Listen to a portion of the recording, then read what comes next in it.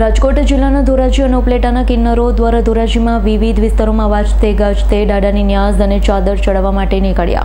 રાજકોટ જિલ્લાના ધોરાજીના કબ્રસ્તાનમાં આવેલા તકિયામાં જલ જલાટ પીરની દરગાહ આવેલી છે। આસ્થાનું પ્રતીક સમાન કિન્નરો માટે પણ છે। જગ્યા ઘણા વર્ષો પહેલાની છે। અહીં દરેક લોકોની મનોકામના પૂર્ણ થાય છે।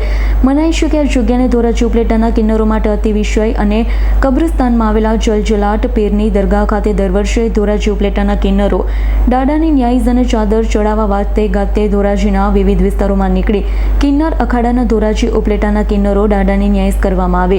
દર વર્ષની જેમ આ વખતે પણ ન્યાઝ અને ચાદર ચડાવવા વાજતા ગાજતા નીકળ્યા। ધોરાજીને ઉપલેટાના તમામ કિન્નરો માટે આ જગ્યા આસ્થાનું પ્રતીક સમાન છે। અમે દર વર્ષે ધોરાજીમાં દાદાની ન્યાઝ ઉજવીએ છીએ। અમે ધોરાજી ઉપલેટાના પાવૈયા અને કિન્નર અમને ધોરાજી ઉપલેટા વાળા બક્ષિસ આપે છે, એમાંથી બધું કરીએ છીએ। પાનફાળો ઉઘરાવી છે દિવાળી ઉપર અને હોળી ઉપર દુકાને માગવા જાય છે।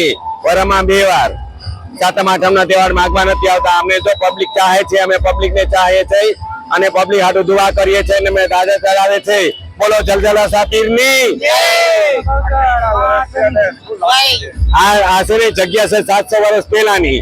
અમને 5 વર્ષ પહેલા ખબર પડી છે એટલે 5 વર્ષ પાછળથી અમે આ ઉજવણી કરીએ છીએ દાદાની। આ જૂનું કબ્રસ્તાન તકિયામાં ત્યાં અમે દરગાહ બાંધી છે। જય જલાશા પીરની અમે દરગાહ બાંધી છે અને જૂના તકિયામાં અહીંથી અમે સીધા તકિયામાં જાશું। અત્યારે અમે ન્યાઝ કરવા જાય છીએ, દાદાની ચાદર ચડાવવાની ન્યાઝ કરાવવા જાય છીએ। અમે ધોરાજી ઉપલેટાના કિન્નર રહેવાસી ધોરાજી ઉપલેટા અને આ બોલો જલજલાશા પીરની bureau report S9 news Rajkot. અમારી તમામ માહિતીથી અપડેટ રહેવા માટે જોડાયેલા રહો S9 ન્યૂઝ સાથે।